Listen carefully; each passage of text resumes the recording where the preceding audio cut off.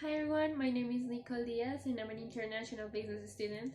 So, as we know, the world is going through a worrying situation regarding the current COVID-19 pandemic, and countries are focused on finding a treatment or a vaccine for it. So, today I will analyze their behaviors, uh, considering the perspective of one of the theories of international relations, realism. Let's start with the United States, which has invested more in the area and also has launched the Warp Speed operation by seeking a partnership between the government, the scientific community, and also the private sector to produce vaccines in record time by January 2021.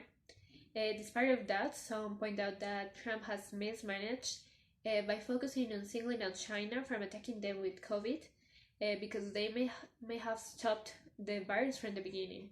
From China, its handling of the situation has been highlighted, even though it was the beginning of the pandemic there.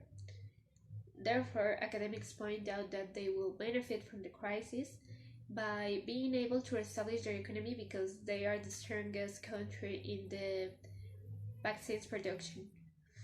And also, they aspire to become the first nation to produce a vaccine on a large scale. Russia, for its part, has used its protection troops, and has created groups to control the pandemic.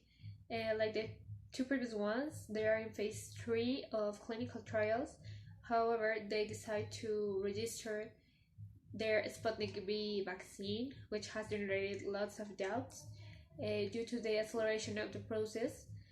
And in the same way, Russia has had dialogues with India to be able to jointly manufacture the vaccine, the Sputnik V vaccine, taking into account that India is a great producer of medicines.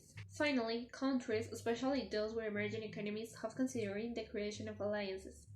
A clear example of this are Latin American countries, among them Brazil, that has been testing the Chinese vaccine to facilitate their access to it, or the alliance created by Argentina and Mexico that through their relationship expect timely and efficient access for all countries in the region. To conclude, there is evidence of realism in the great powers due to their search for power through the rapid development of the vaccine that demonstrates their success in the area. In addition to the eagerness these countries have to protect their military as an instinct for survival because of the uncertainty and risks that the economic recovery of one of them could cause.